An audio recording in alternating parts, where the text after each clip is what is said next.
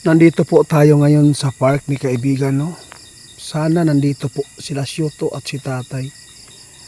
Ngayon po, naparito ako guys dahil po marami pong mga supporters natin, subscriber po natin at nag-iidolo po sa ating presidente. Napakasakit po daw nang makita po nila na binastos ang ating presidente. Meron kayong mapapanood po doon guys sa social media ngayon, sa YouTube, Facebook, tungkol po sa nasabi. Kung titingnan po ito nila, sobrang sakit po ito, no? Presidente po yan. Pero anong ginawa nila? Pinagsasalitaan po sila. Hindi maganda. Hindi ako sana pupunta dito dahil po dito pa rin yung lagnat natin, no? Hindi po nawala. Ngunit nasaktan yung mga minamahal po natin ng mga subscriber tungkol po sa ipinapaabot. Kung kaya ba ng mga diwindi na pigilan ang kaguluhan dito sa Pilipinas. Kaya gagawin ko po ito ngayon guys, no? Tawagin po natin yung mga kaibigan natin diwindi dito para iparating sa kanila na magpatulong tayo kung kaya ba nilang isolve yung problema dito ngayon. Kasi ayaw po ng mga kaibigan natin na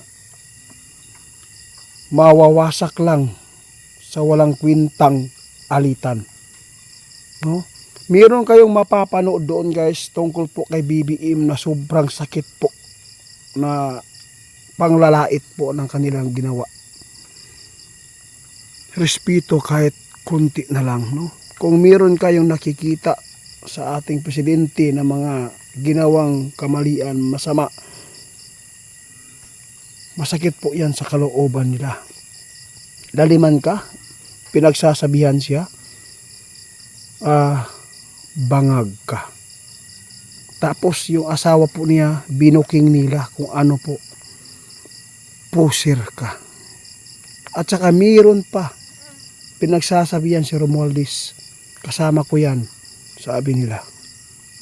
Wala yan alam, bobo ka, sinabihan guys. Kaya nandito ako guys, ayaw kong palalain yung problema dito sa Pilipinas. Subukan po natin tawagin yung mga kaibigan po natin diwindi kung meron silang maitulong ngayon na pigilan ang gamitan ng kapangyarihan nila at pigilan ang away, alitan ng ating namumuno ngayon. Masakit man tanawon guys kasi binastos na, no? Nasasaktan din po ako. Wala po akong pinapaniga na wala. Kaya subukan lang natin kausapin yung kaibigan kung kaya ba nila napigilan ang away ng ating presidente at vice president. Kaya magandang gabi kaibigan. Kaibigan, Rinyo, ikaw na hindi ko to inaasahan na pumunta po kayo dito sa park mo. Bakit na parito kayo? May unsa? Naparito po siya guys dahil po meron siyang ipapaabot. Ano po yan kaibigan? Napanood mo pala yung kaguluhan dito sa Pilipinas? Ano po ang ipapaabot po niyo sa mga tao ngayon?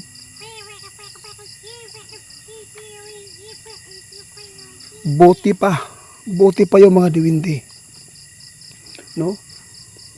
Buti pa sila guys dahil po ay naunawaan po nila. Kasi yung tao hindi po talaga raw perpekto, no? Kaya nandito sila guys, ipapaabot po nila. Ano po yan kaibigan?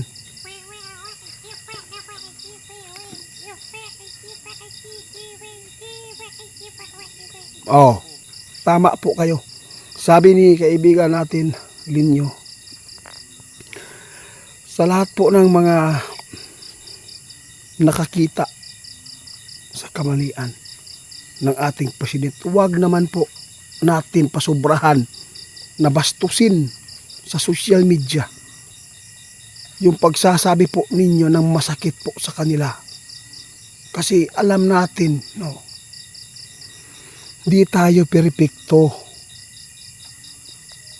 Di mo alam, nilait mo yung tao, tapos ikaw, meron kang kasalanan din na nagawa, hindi mo nabantayan. Yan po, kaibigan. Ano po ang magandang gawin po dito, kaibigan?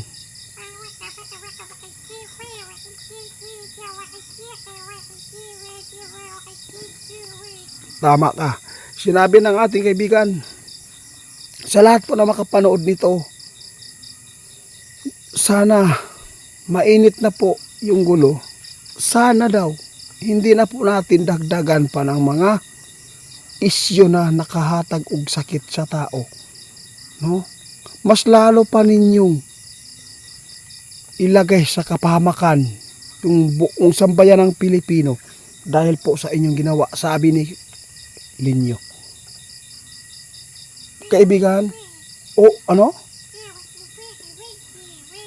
Tama kayo. Paano ito masosolve po ng nasa taas kung kanya-kanya po kayo na kumakampi sa bawat namumuno, nag-aaway ngayon? Kung magkampi-kampi kayo nito, masama ang pangitain ng ating mga kaibigan. Ano po yan, kaibigan, na nakikita po niyo kung hindi ito magkakaayos?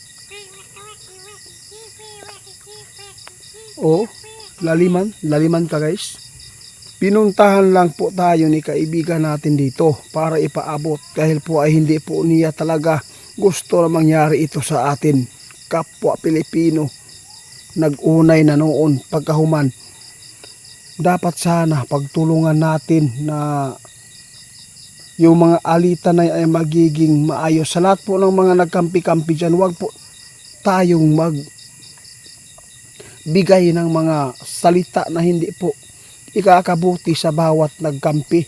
Kasi gaganti po yung isa na kumampi sa kabila. Kaya kaibigan, maraming salamat. Meron akong sasabihin sa iyo, kaibigan. Gusto kong tulungan natin sila. Kaya mo bang ihinto ang kanilang alitan? Ihinto yung bangayan? At saka, pwede ba yung gamitan ng kapangyarihan ninyo na pwede ninyong burahin lahat ng nasa isipan ng mga tao na yung nagbibigay po ng kaguluhan?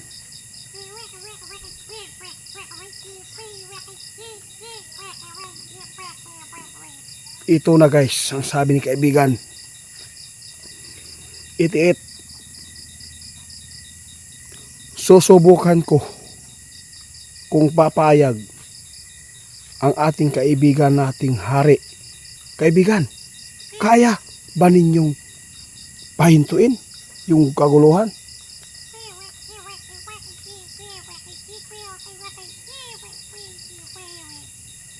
Guys, ipapaabot po niya ngayon. Sige kaibigan, maghihintay ako kung anong pasya ng inyong hari.